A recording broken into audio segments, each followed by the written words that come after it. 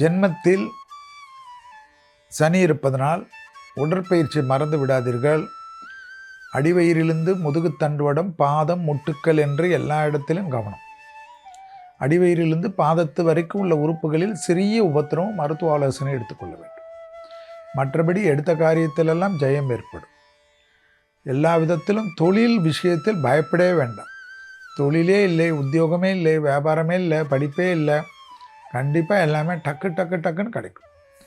அரசியல்வாதிகளுக்கு யோகத்தை கண்டிப்பாக பெற்றுத்தரக்கூடிய அற்புதமான 15 நாட்கள்.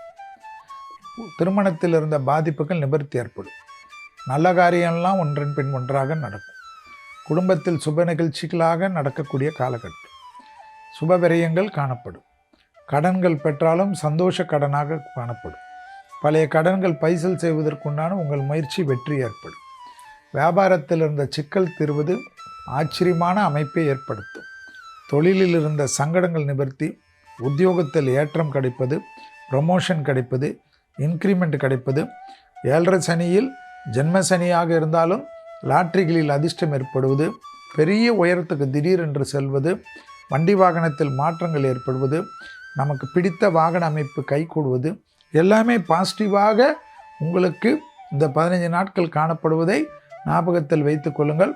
உடற்பயிற்சி செய்யவில்லை என்றால் எல்லா விதமான குழப்பமும் கண்டிப்பாக வரும். கடவுளே வந்தாலும் நேரடியாக உங்களுக்கு ஆசீர்வாதம் பண்ணாலும் உடற்பயிற்சி வேர்வை வரையவில்லை என்றால் தப்பாகிவிடும். தாய் வழி உறவு, தந்தை வழி உறவு கவனமாக பார்த்து கொள்வதும், பெரியவர்களுடைய உடல்நிலையில் அதிக அக்கறை கொள்வதும், தொலைதூரத்தில் இருந்தாலும் பெரியவர்களிடம் மனமிட்டு பேசுவது பெரிய அளவுக்கு நம்பிக்கையும் அனுகூலத்தையும் தரும். தொட்டது தொடங்கக்கூடிய 15 நாட்கள்.